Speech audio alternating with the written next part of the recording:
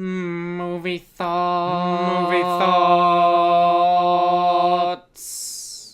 Blair Witch, directed by Adam Wingard, is the 2016 sequel in the franchise of the Blair Witch Project series. I actually was under the impression that this was actually a reboot of the franchise, but it's not. It's actually the third film in the franchise, and it does follow on directly from the first film. It doesn't actually reference the second film. I've not seen the other two, and actually going into this film really quickly, I didn't actually know what film I was going to go and see. They were giving away tickets to a pre-release of some horror film, and it was called Odeon Scream Unseen, and it's essentially an up-and-coming horror film that you need to go and see and kind of get gossip going so that people will go and actually see it when it comes out. So I got this ticket. I didn't know what it was, but I kind of figured out that it was going to be Blair Witch, and it's Blair Witch. So it starts off with the same sort of found footage idea as the first film. It is a film student who is documenting her friend, who is the brother of the main character in the first film, Heather. They suddenly find some footage on YouTube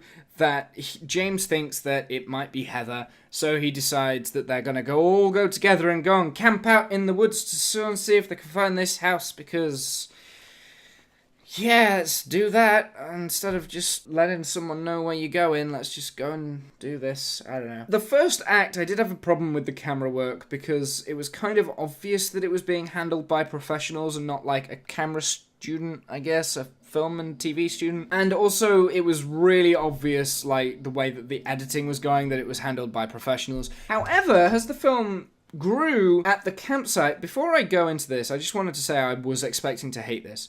But when they were at the campsite in the woods, the tension was building quite well, and I felt myself, like, getting invested in the story. Like, the characters aren't strong, the acting's not strong, it's a horror film, what do you expect? But I was kind of like, I wanted to keep watching.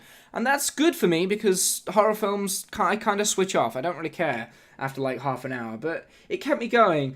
There is a problem with jump scares in this, though. There are far too many jump scares of people just walking into shot and screaming. That isn't cool because there's so much tension that is built up, and it's well built up, and then all of that tension just fizzles out after the jump scare. And then when the real action comes, and the real suspense, and the real scares, you don't actually feel it as much, and there's not that much impact. That is for me, anyway. It might be different for anyone else. But yeah, I did think that the jump scares are holding this back. Also, the main characters had GPS devices and all this fancy equipment like drones and stuff like that, and they were all carrying it around. And I was just thinking, this is someone who goes camping out a lot and goes into the wilderness. What happened to good old-fashioned maps and compasses? Like, that would be just so much more interesting. Like, they could have solved so many problems with that. Like, I suppose the compass would start revolving or whatever. I don't know. It's the Blair Witch. But anyway, because of the issues that it does have with the jump scares and how the first act does go, it's not a great film. I was pleasantly surprised, though. I'm gonna give Blair Witch a 7 out of 10.